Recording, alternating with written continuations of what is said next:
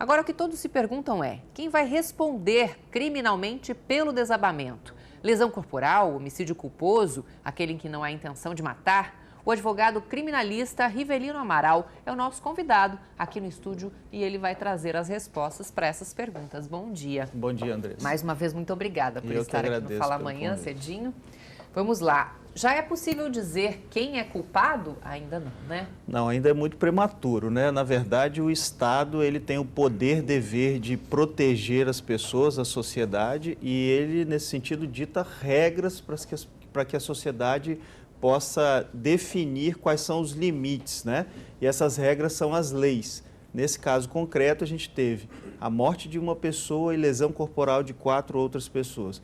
Então, na verdade, fatalmente vai ser ou já foi instaurado um inquérito policial para apurar, as perícias vão ser realizadas e com base nessa perícia vai se ter então um caminho a percorrer.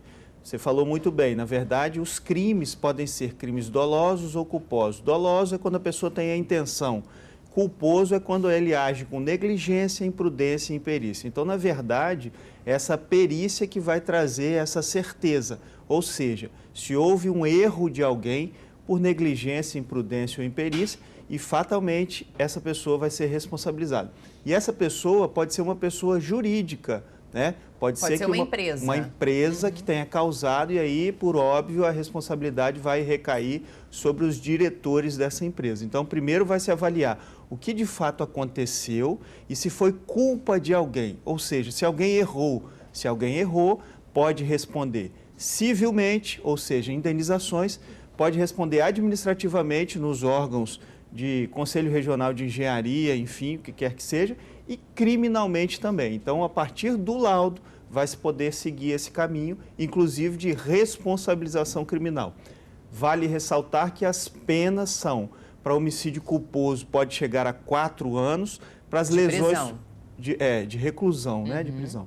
E as lesões corporais vão depender de laudos também, se essa lesão corporal foi uma lesão leve, se foi uma lesão grave, gravíssima, enfim, e pode chegar, inclusive, a pena de 5 anos. Então, isso tudo vai ser avaliado e o primeiro passo é essa perícia que precisa ser feita para, então, se falar em responsabilização. Pode-se chegar à conclusão de que não há um responsável, que não houve culpa de ninguém? Sim, pode ter sido um evento da natureza, por exemplo, né? Mas, na verdade, a perícia que vai dar esse norte de caminhar. Agora, a gente ouviu ali, agora há pouco eu falei, que a família vai esperar o laudo, né, técnico para saber ou para definir se vai entrar na justiça. A família do porteiro, a gente quer dizer, né?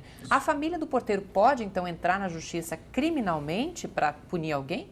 Não, esse é um dever do Estado, é uma boa pergunta essa. Na verdade, a família ela tem o poder, o condão, tão somente de startar, de dar início a uma ação de indenização.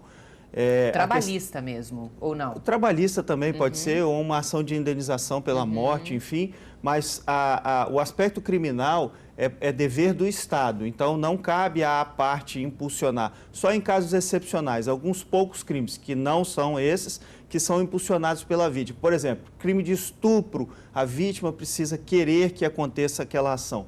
Nesse caso específico, não. É dever do Estado. Então, não cabe à pessoa querer ou não querer que exista uma ação penal. O Estado que vai analisar. E o Estado, diga-se, o Ministério Público. O Ministério Público vai receber, então, esse inquérito com essa conclusão. Que está sendo feito pela Polícia Civil. Pela Polícia Civil e vai chegar à necessidade ou não de oferecimento de uma denúncia. Então, a família não tem esse poder de decisão. Esse poder de decisão é dado ao Estado na figura do Ministério Público. A gente falou muito aqui no Fala Amanhã ontem sobre a responsabilidade que pode ser da construtora ou incorporadora, ou então do próprio condomínio por não ter feito as manutenções necessárias. Isso é que está sendo estudado. Perfeito. De qualquer forma, dos dois lados pode haver uma responsabilidade criminal? Pode. Inclusive de negligência do condomínio, por exemplo? Pode. O condomínio pode, por exemplo, e a título de exemplo só, né? Perfurado, aumentado a piscina, a área da piscina, ter feito uma construção, uma cobertura para garagem que de alguma forma tenha modificado a estrutura.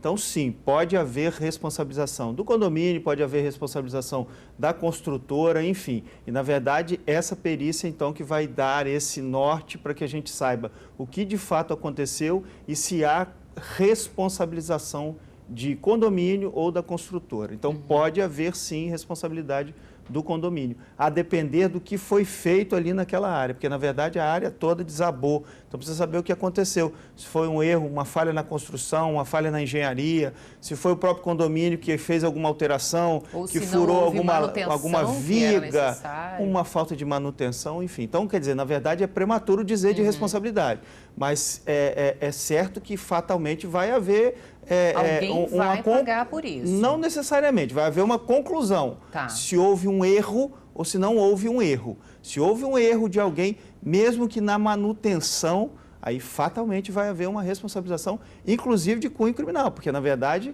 nós tivemos a perda de uma pessoa e lesão corporal causada, uma pessoa está internada, enfim. Então, na verdade, é uma coisa muito séria, né?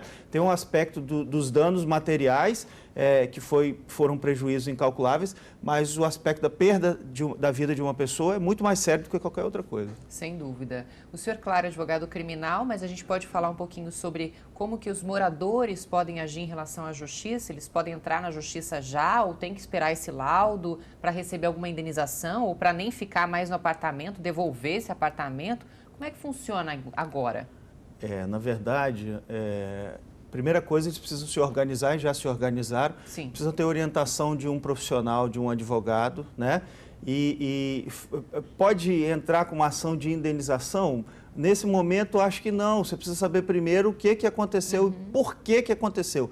Qual foi a motivação desse desabamento? Quer dizer, o que houve para que isso ocorresse? Bom, daí você pode pensar em uma indenização. Então, eu penso que agora, nesse momento, que é o que já estão fazendo inteligentemente, se organizarem, né? Ouvirem um profissional da área, terem uma orientação mais técnica e, infelizmente, aguardarem esse laudo que é o ponto nodal, ele que vai dar o norte para absolutamente tudo. Tá certo, então. Muito obrigada, viu, doutor, mais uma vez, por esclarecer tudo aqui pra gente. Eu que agradeço, é sempre um prazer estar aqui. Tá Obrigado. certo. E o Conselho Regional de Engenharia e Agronomia do Espírito Santo e também o Instituto Brasileiro de Avaliação e Perícias de Engenharia realizaram visita técnica no Gran Park ontem à tarde. O objetivo foi verificar a atual situação da área de lazer do condomínio e oferecer apoio técnico ao Corpo de Bombeiros, Defesa Civil e Polícia Civil. O órgão explicou que 2 perícias serão realizadas, uma de responsabilidade da construtora e outra por parte dos moradores do edifício. O CREA esclareceu ainda que o seu papel é oferecer apoio técnico ao inquérito aberto pela Polícia Civil, caso necessário.